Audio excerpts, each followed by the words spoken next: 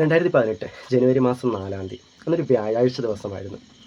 വൈകുന്നേരം ഒരു 5:30-6 മണിയായപ്പം തൻ്റെ കൃഷി സ്ഥലത്തേക്ക് ഒരു കർഷകൻ പോവുകയാണ്. താൻ ചെയ്തിരിക്കുന്ന കൃഷിയുടെ കാര്യങ്ങളൊക്കെ നോക്കാൻ വേണ്ടിയിട്ടായിരുന്നു അയാൾ ആ സ്ഥലത്തേക്ക് പോകുന്നുണ്ടായിരുന്നത്.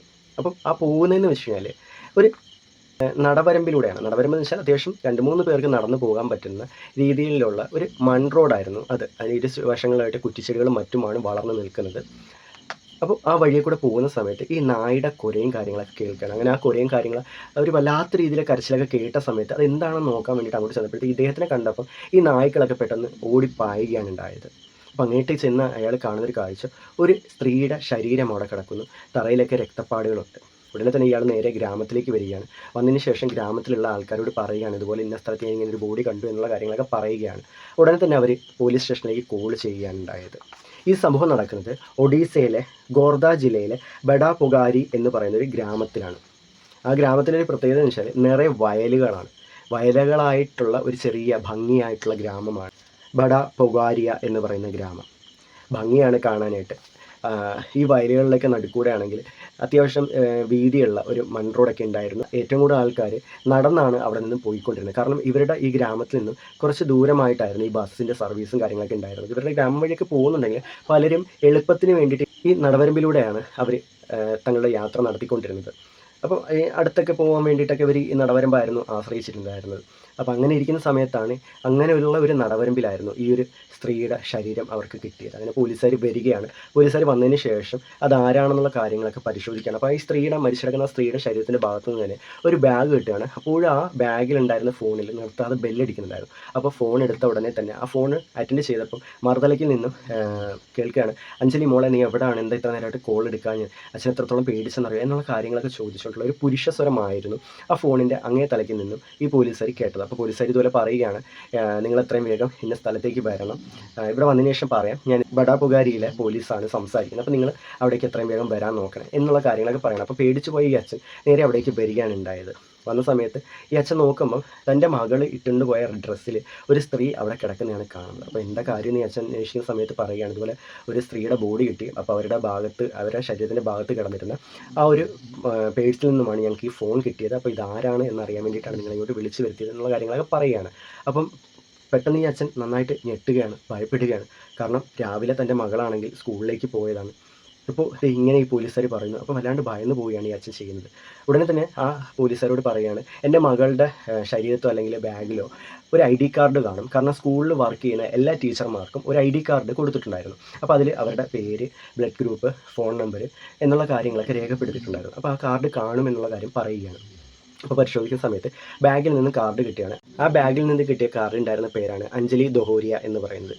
28 വയസ്സുള്ള സ്കൂൾ അധ്യാപികയായിരുന്നു ഈ സ്ത്രീ എന്ന് പറയുന്നത്, ഈ ഒരു യുവതി എന്ന് പറയുന്നത്. ആ സ്കൂളിലെ ഒരു ഹിസ്റ്ററി ടീച്ചറായിരുന്നു ഈ യുവതി. അപ്പോൾ ദിവസവും ഈ യുവതിയാണെങ്കിൽ ഈ നടവരമ്പിൽ കൂടെ തന്നെയാണ് നടന്ന് സ്കൂളിലേക്ക് പോകുന്നതും അവിടെ നേരെ വീട്ടിലേക്ക് വരുന്നത്. കാരണം ഈ സ്കൂളിലേക്കും ഈ ടീച്ചറുടെ വീട്ടിലേക്കുമുള്ള ദൂരം എന്ന് പറഞ്ഞാൽ വെറും 3.5 കിലോമീറ്റർ മാത്രമേ ഉള്ളായിരുന്നു. അപ്പം ഈ 3.5 കിലോമീറ്ററിന് വേണ്ടിയിട്ട് ബസ്സിലൊക്കെ കയറി പോകേണ്ട കാര്യമൊന്നുമില്ലല്ലോ എന്ന് വെച്ചിട്ടായിരുന്നു ഈ ടീച്ചറാണെങ്കിൽ ഈ നടവരമ്പ് ഉപയോഗിച്ചുകൊണ്ടിരുന്നത്. എന്നാൽ അവസാനം ആ ഒരു നടവരമ്പിൽ വെച്ച് തന്നെ ആ ടീച്ചർക്ക് തൻ്റെ ജീവൻ നഷ്ടപ്പെടുകയാണ് ഉണ്ടായത്. അപ്പോൾ പോലീസുകാർക്കാണെങ്കിൽ ആ ഒരു ബോഡിയുടെ രീതിയും കാര്യങ്ങളും കണ്ടിട്ട് അവർ പറയുകയാണ്, ഇതൊരിക്കലും ഒരു ലൈംഗികാതിക്രമത്തിന് വേണ്ടിയിട്ടോ അതല്ലെങ്കിൽ ഒരു മോഷണ ശ്രമത്തിന് വേണ്ടിയിട്ടോ അല്ല കൊലപാതകം നടത്തിയിരിക്കുന്നത്, മറിച്ച് എന്തോ മുൻവൈരാഗ്യമുള്ള ഒരു വ്യക്തിയാണ് ഈ ഒരു കൊലപാതകം ചെയ്തിരിക്കുന്നത്. കാരണം ആ ഒരു സ്ത്രീയുടെ തലയെന്ന് പറയുന്നത് എന്തോ ഒരു ഭാരമുള്ള വസ്തു കൊണ്ട് അടിച്ച് തകർത്തിട്ടുണ്ട്. അത് ആ ഒരു ദേഷ്യം തീരും വരെയും അവരുടെ ശരീരത്തെ ആണെങ്കിൽ മർദ്ദിച്ചിട്ടുണ്ട്. അപ്പോൾ ഇതെന്തായാലും ഒരു വൈരാഗ്യത്തിൻ്റെ പേരിൽ നടന്ന കൊലപാതകമാണ്, അതല്ലാതെ ലൈംഗികാതിക്രമത്തിന് വേണ്ടിയിട്ടോ അതല്ലെങ്കിൽ മോഷണശ്രമത്തിന് വേണ്ടിയിട്ടുള്ള ഒരു കൊലപാതകമല്ല എന്നുള്ള കാര്യം പോലീസുകാർ പറയുകയാണ്. മാത്രമല്ല ഈ അഞ്ജലി ടീച്ചറിനെ കുറിച്ചുള്ള കാര്യങ്ങളൊക്കെ ആ ഗ്രാമത്തിലും സ്കൂളിലൊക്കെ അന്വേഷിക്കുകയാണ്. അപ്പോൾ പ്രിൻസിപ്പളൊക്കെ ആണെങ്കിൽ ഭയങ്കരമായിട്ട് പൊട്ടിക്കരഞ്ഞുകൊണ്ടായിരുന്നു ചോദ്യത്തിനുള്ള ഉത്തരങ്ങൾ കൊടുത്തുകൊണ്ടിരുന്നത്. കാരണം അവർക്കൊരിക്കലും വിശ്വസിക്കാൻ പറ്റുന്നില്ല, തങ്ങളുടെ കൂടെ വർക്ക് ചെയ്തിരുന്ന സഹ അധ്യാപിക ഇങ്ങനൊരു ക്രൂരമായി കൊല്ലപ്പെട്ടു എന്ന് അവർക്ക് ആർക്കും തന്നെ വിശ്വസിക്കാൻ സാധിക്കില്ല. കാരണം നാളെ സ്കൂളിലേക്ക് വരാം എന്നും പറഞ്ഞാണ് ആ സ്കൂളിൽ നിന്നും ടീച്ചർ അന്നേ ദിവസം വൈകുന്നേരം അവിടെ നിന്ന് ഇറങ്ങിയത്. എന്നാൽ അടുത്ത ദിവസം ടീച്ചർ വരില്ല എന്നുള്ളൊരു ആ ഒരു വാർത്ത ആ ടീച്ചർമാർക്കും സാർമാർക്കൊന്നും ഒരിക്കലും സഹിക്കാൻ സാധിക്കുന്നതായിരുന്നില്ല. മാത്രമല്ല തൻ്റെ മകൾ ഇങ്ങനെ മരണപ്പെട്ട് കിടക്കുന്ന കണ്ടിട്ട് ഒരു അച്ഛനും സഹിക്കാൻ സാധിക്കുന്നതായിരുന്നില്ല. അച്ഛൻ ഉടനെ തന്നെ ബോധം കെട്ട് അവിടെ വീഴുകയാണ് ഉണ്ടായത്. ഉടനെ അച്ഛനെ ഹോസ്പിറ്റലിലേക്ക് എത്തിക്കുകയാണ്. മാത്രമല്ല ആ ഒരു കൊലപാതകത്തിനെ കുറിച്ചുള്ള കേസന്വേഷണം സ്റ്റാർട്ട് ചെയ്യുകയാണ് പോലീസുകാർ. പക്ഷേ ഏറെ ദിവസത്തെ അന്വേഷണം നടത്തിയിട്ടും ഈ ഒരു കൊലപാതകം ആര് ചെയ്തു, എന്തിന് ചെയ്തു എന്നുള്ളൊരു കാര്യമൊന്നും അവർക്ക് കണ്ടുപിടിക്കാൻ സാധിച്ചില്ല. കാരണം ആ ഒരു ഗ്രാമം എന്ന് പറയുന്നത് അത്ര ഡെവലപ്പായിട്ടുള്ള ഒരു ഗ്രാമമൊന്നും ആയിരുന്നില്ല. CCTV ക്യാമറകളോ അല്ലെങ്കിൽ മറ്റെന്തെങ്കിലും കേസിന് തെളിവ് തരുന്ന രീതിയിലുള്ള ഒരു തെളിവും കാര്യങ്ങളൊന്നും പോലീസുകാർക്ക് അവിടെ നിന്നും സംഘടിപ്പിക്കാൻ സാധിച്ചില്ല. അതുകൊണ്ട് തന്നെ ഏറെ ദിവസം മുന്നോട്ട് ഈ ഒരു കേസന്വേഷണം പോവുകയാണ്. ഇതിനിടയ്ക്കാണെങ്കിൽ മനുഷ്യാവകാശ കമ്മീഷനും അവിടുത്തെ ആൾക്കാരും ഒക്കെ ചേർന്നിട്ട് അത്യാവശ്യം നല്ല രീതിയിലുള്ള പ്രഷറും കാര്യങ്ങളും പോലീസുകാർക്ക് കൊടുക്കുന്നുണ്ടായിരുന്നു. അപ്പോൾ ഇതിനിടയ്ക്കാണ് ഒരു പോലീസുകാരനോട് അവിടെ ഉണ്ടായിരുന്ന ഒരു കർഷകൻ പറയുന്നത്, ഞാനൊരു വ്യക്തിയെ അന്നേ ദിവസം ഈ ഒരു ഏരിയയിൽ കണ്ടിട്ടുണ്ടായിരുന്നു. ആ വ്യക്തി അധികം അങ്ങനെ കണ്ടിട്ടൊന്നുമില്ല. എന്നാൽ ഈ സംഭവം നടക്കുന്ന സമയത്ത് ആ വ്യക്തി അവിടെ ഉണ്ടായിരുന്നതായിട്ട് എനിക്ക് തോന്നുന്നു. കാരണം ഞാൻ അങ്ങനെ ഒരു വ്യക്തി അവിടെ കണ്ടിട്ടുണ്ടായിരുന്നു എന്നുള്ളൊരു കാര്യം പറയുകയാണ്. അപ്പോൾ അതാരാണ് എന്ന് പോലീസുകാർ അന്വേഷിക്കുന്ന സമയത്താണ് ആ ഒരു കർഷകൻ പറയുന്നത്. ആ വ്യക്തിയുടെ പേര് കുനു ജന എന്നാണ്. അതായത് തൻ്റെ സഹോദരിയെ വിവാഹം കഴിപ്പിച്ചുകൊണ്ട് വന്ന ഗ്രാമമാണ് ഈ ബഡ പൊക്കാരിയ എന്ന് പറയുന്ന ഗ്രാമം. അപ്പോൾ അവിടെയാണെങ്കിൽ തൻ്റെ സഹോദരിക്കൊപ്പമായിരുന്നു ഈ കുനു ജന താമസിച്ചുകൊണ്ടിരുന്നത്.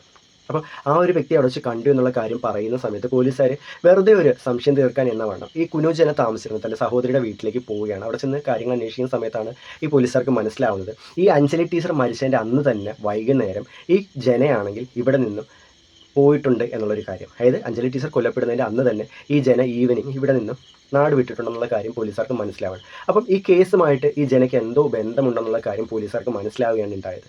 അതിന് പ്രകാരം ഈ ജന എവിടേക്കാണെന്ന് പോയത് എന്ന് നോക്കുമ്പോൾ ഗുജറാത്തിലുള്ള സൂറത്തിലേക്കായിരുന്നു പോയിരുന്നത്. ഉടനെ തന്നെ പോലീസുകാർ അവിടെയുള്ള പോലീസുകാരായിട്ട് ബന്ധപ്പെട്ടതിന് ശേഷം നേരെ അവിടേക്ക് പോവുകയാണ്. മാത്രമല്ല ജനയെ അവിടെ നിന്നും പോലീസുകാർ അറസ്റ്റ് ചെയ്ത് നേരെ ഈ ഒഡീഷയിലേക്ക് കൊണ്ടുവരുന്നുമുണ്ട്. അങ്ങനെ വന്നതിന് ശേഷം ജനയോട് ചോദ്യങ്ങൾ ചോദിക്കുകയാണ്. ഏറെ നേരത്തെ ചോദ്യം ചെയ്യലിനൊടുവിലാണ് ഈ ജന അന്ന് നടന്ന സംഭവങ്ങൾ പറയുകയാണ്, അത് ഞാൻ തന്നെയാണ് അഞ്ജലി ടീച്ചറിനെ കൊന്നത്, എനിക്ക് തീരാത്ത ദേഷ്യം അവരോടുണ്ടായിരുന്നു എന്നുള്ള കാര്യം പറയുകയാണ്. അപ്പോൾ എന്തുകൊണ്ടാണ് അഞ്ജലി ടീച്ചറോട് ഇത്രയും ദേഷ്യവും വൈരാഗ്യം വന്ന് എന്നുള്ള കാര്യങ്ങൾ ഈ ജനയോട് ചോദിക്കുന്ന സമയത്താണ് മനസ്സിലാവുന്നത്. അന്നൊരു വ്യാഴാഴ്ച ദിവസമായിരുന്നു. അപ്പോൾ വ്യാഴാഴ്ച ദിവസം ഈ ജനയാണെങ്കിൽ തൻ്റെ ബന്ധുവായിട്ടുള്ള ഒരു 10ാം ക്ലാസ്സിൽ പഠിക്കുന്ന യുവതിയുമായിട്ട് പ്രണയത്തിലായിരുന്നു. ഈ ജനയ്ക്കാണെങ്കിൽ നേരത്തെ തന്നെ വിവാഹം കഴിഞ്ഞിട്ടുണ്ടായിരുന്നു. 20 വയസ്സായിരുന്നു ഈ ജനയുടെ പ്രായമെന്ന് പറയുന്നത്. പക്ഷേ നേരത്തെ തന്നെ വിവാഹം കഴിഞ്ഞിട്ടുണ്ടായിരുന്നു ജനയുടെ. എന്നിരുന്നിട്ട് പോലും തൻ്റെ സഹോദരിയുടെ വീട്ടിൽ നിൽക്കുമ്പോൾ തന്നെ ആ സഹോദരിയുടെ ഭർത്താവിൻ്റെ ബന്ധുവുമായിട്ട് ഈ യുവാവ് പ്രണയത്തിലാവുകയാണ്. ഈ ജന പ്രണയത്തിലാവുന്നത്. ആ ഒരു കുട്ടി എന്ന് പറയുന്നത് 10ാം ക്ലാസ്സിൽ പഠിക്കുകയാണ്. അത് 15 വയസ്സ് മാത്രമേ ആ കുട്ടിക്ക് അപ്പോൾ പ്രായമുണ്ടായിരുന്നുള്ളൂ. ഈ അഞ്ജലി ടീച്ചർ നടന്നു പോകുന്ന ആ പാടവരമ്പത്ത് ഇവരുടെ ആണെങ്കിൽ കാമക്കേളികളുമായിട്ട് നിൽക്കുകയായിരുന്നു ഉണ്ടായിരുന്നത്. അപ്പോൾ ഈ ടീച്ചർ ഇതിലെ കൂടെ സ്ഥിരം പോകാറുണ്ട് എന്നുള്ള കാര്യങ്ങളൊന്നും ഈ പെൺകുട്ടിക്ക് ഈ ജനയ്ക്ക് അറിയുന്നുണ്ടായിരുന്നില്ല.